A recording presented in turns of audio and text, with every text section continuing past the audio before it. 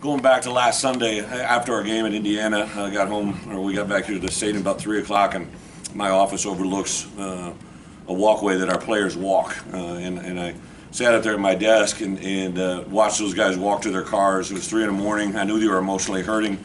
But Sunday when I had a team meeting with them, it wasn't like there was disappointment. It was like anger, right? That they knew they probably had one that got away from us. And I just kind of, said to them at that point, like, listen, for us to win football games, obviously we can't lose them, right? We have to do what we have to do, but we have to play with an edge. We have to overcome things. And today, defensively, the way they responded, our offense obviously hit some stumbling blocks with some turnovers, some penalties, and our defense just kept sawing wood. I told those guys, I kind of waited. I told our staff what we were going to do. I made this game all about us on Sunday with a tone, and then on Wednesday I sprung it on them that this was the first of 7 rematch games. It's unusual to get an out-of-conference opponent as a rematch game. We have 6 more in front of us that come from our divisional play, but this was a big statement to me about where we were a year ago to where we are now. And obviously they've got new coaches and everything, but a majority of a lot of their players were there. Some of ours are back, and I kind of wanted to see where we were as a program. So for us to have the correctable moments we had today, to persevere and play that, and I know that despite we couldn't come at a better time. I really like the way our schedule lays out. To have this week to kind of recoup, get ourselves back to fundamental football, especially offensively on some fundamental things, and get ourselves into the UT Chattanooga week. I think we're giving away free student tickets, so hopefully we're going to have a live crowd on that Thursday night. I know everybody loves those Thursday night games, so we're going to try to do everything we can to get this place as excited as we can, and then get back into Big Ten play after that. Coach, a pretty spectacular game from the back end of the defense, the secondary from where we sat. What did you see from the DB? We got talented players. I showed those guys some clips this week, and then last night in our team meeting, I showed 10 plays of guys just doing really good fundamental plays. Good football plays are usually the result of good fundamentals, and these guys, especially on defense, the way Ryan and Aaron coach them and teach them, sound fundamentals, the pass breakups, and then pass rush. I thought our pass rush took a big jump this week. Just getting on the edges. You saw a guy like Gabe Ackus, who we've seen now for a couple weeks. Some of these young players, Tyson Brooks got in a corner.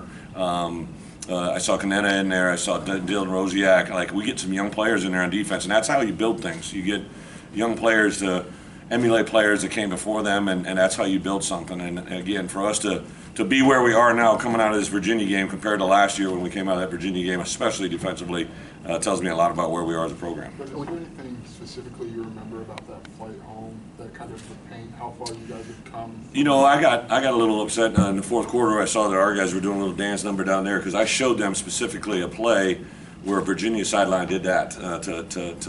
There was a play late in the fourth quarter where I watched their whole group get together and over there, and that had stuck in my mind. I'd taken that mental picture and I couldn't shake it, and then Joe Maggio, our video coordinator, found it, and I was playing that in the locker room all week. Just showed that clip after clip after clip of that, and I wanted them. Respect is a big thing in my life. Like I don't have to like you, but I'd probably respect you if you deserve it. And I wanted this program to be respected, and today hopefully was a step in the right direction. Bret, given you guys are moving the ball a lot better than last year, if you can clean up those turnovers, red zone issues, what do you think this team is capable of? And it was really good. It's a correctable moment to play the way we did, right, and win the way that the game really wasn't midway through the second quarter. It was really never in. I don't think anybody really. I was anxious, right, and knew we had some correctable moments. But yeah, I specifically talked about ball security coming out of last week's game because I could see it, right. I watched the film the way I watch it, and there was a lot of issues with plays from behind, guys coming up and swinging, and they definitely had coached them up on that. I give Virginia a lot of credit. So those are. I'm glad they came alive and are real in a win, right?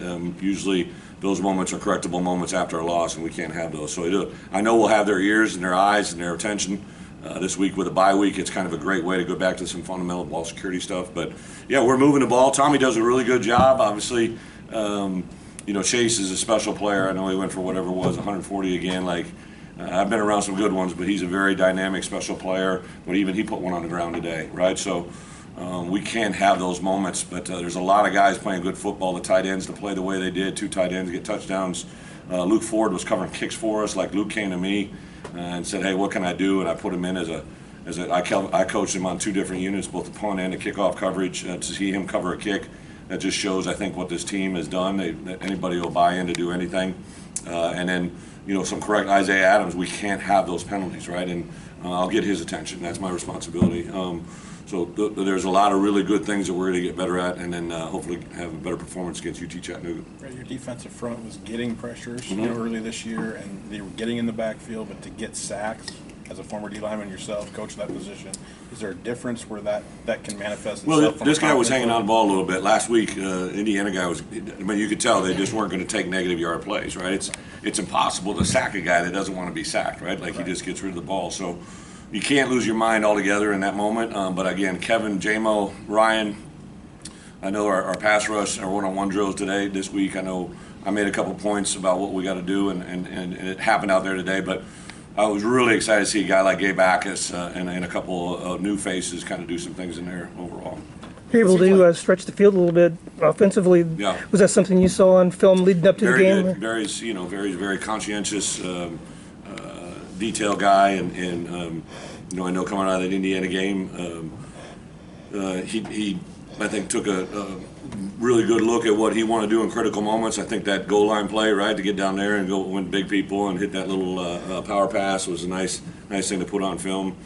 And then really just to turn around in the second half and play pretty clean. I think Pat's Bryant's was in the second half, right, but other than that, we played pretty clean after that. Going into the season, kind of historically, it's like this is the year Illinois is really going to use the tight ends. All 3 played a big role today. Just what did you see from that group? Yeah, I was excited. Mike Marquez is a guy that's done everything for us since he got here, right? I just love the kid.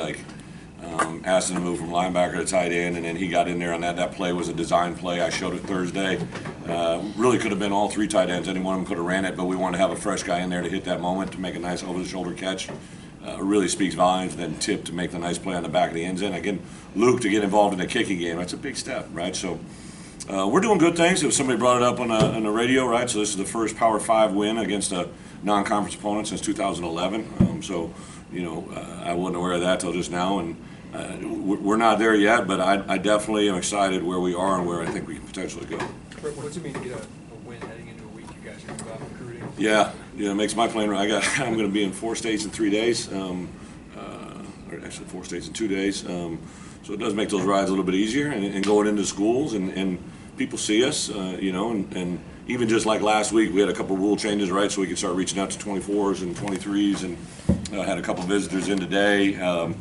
I think there's a buzz about us that is good. Obviously, that Indiana game, to get that back would be, I told our guys after the game, we can't lose sight of that setback we had, right, and use that as a catalyst to move forward. And see where we can hopefully go. Bret, how did you approach halftime? Were you mad? Were you did you have to remind yourself you were up 21-3 and there were good things that happened? No, the first thing I said is, what's the score? And they all yelled 0-0, right? So that's a big thing in our I don't think it's just verbiage. I think they believe it. I went in. I just believe, so the way our locker room sets up, the defense over here, offense over here, and I went and used the little boys' room, came out, and maybe that's too much information. I spoke to the defense, told them, hey, let's get off field on 3rd down. This is going to be a throw game. This plays into the guys. You guys want to rush the passer? This is what we're going to do. I walked over the offense. I said, the good news is the things that are stopping us are in this room right now. Let's get them corrected. Let's take our moment to move forward. Let's clean up our protection. We're kind of a do-your-job type group.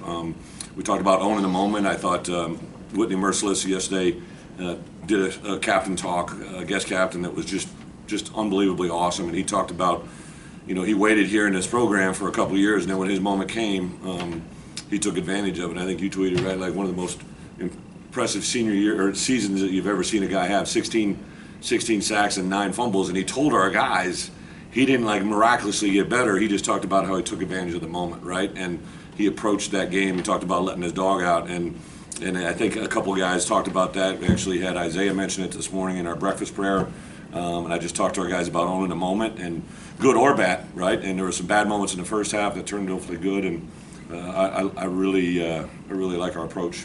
Just for clarity, did you like your defensive guys kind of with that outpouring of emotion? I just think that we have to own it, right? To me, you respect on everybody on that sideline. If that was in the last 30 seconds, to me the game was still a little bit in play, but I quickly got on the headset and put a cease and desist order out on Bret, they were 2 for 20 on 3rd and 4th down. How did that factor in? How did that help you guys? Yeah, and then one was by penalty, right? You know, so anytime you throw out that kind of number, Ryan Walters and the defensive staff it's special to work with these guys, and they're very, very contagious. I know offensively we had some hiccups in the first half, but Barry, the way he approaches them, him and Ryan, I don't know during my career if I've ever felt as good about my two coordinators. I know we haven't won a lot of games yet, but I can see what's coming, and I'm very, very excited about that. Defensively, I think it's just another great indicator of how much growth we had in a year, right? These guys threw it all around on us last year, and the quarterback was back. He's a very dynamic player, and our guys, you know, took advantage of today's opportunities. Sat in here before. Last one here. Actually, he's been trying to ask a question, so I'll let you double dip, Robert. You go. Okay. Okay. All right. We sat here before and talked to coach and said, "Hey, coach, 10 penalties, 4 turnovers, cost you the game, this and that." Here we're saying 10 penalties, 4 turnovers. You won by 21. Right. Explain that to me. Well, I think that we're a group that takes advantage of opportunities. Like there definitely was defensively. So I know you don't see it as an opportunity, but when we threw that first pick, to me that's a defensive opportunity to go out and put out a fire, right? And they did that. They did that exact deal, right?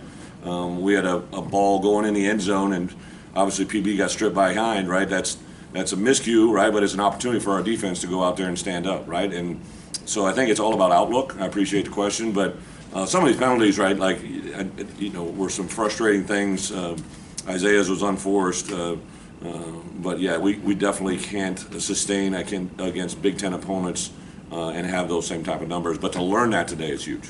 I guess with Gabe, what has he kind of shown you to be able to be as involved in the pass rush as he has been this early in his career? With Gabe? Yeah, Gabe's special, man. Gabe's, I remember getting a phone call from, 2 high school coaches in Florida that I think the world of, Lenny Jankowski and Jack Daniels. I know it sounds like a joke, but those guys, they called me and said, "Hey, you gotta watch this guy." And I flipped on the film. We're going into a bye week. I literally called Aaron Henry and said, "Hey, changing plans. You're gonna go down and watch this guy practice." That's when we got on him, and we battled it out at the end. I think it was us in Tennessee for him at the end, and I think we knew how well he was hopefully going to help our program, and he's kind of come into his own. I think he'd been frustrated. He hadn't got more reps, and I just told him, I said, "You get reps when you earn the opportunities." And today, he's got a couple different things. He's got tremendous power. He has a glide step, and he has good instincts. As a pass rusher, those things are in really, really quality things that if you don't have them, it's hard to teach them, and he's got those basic elements.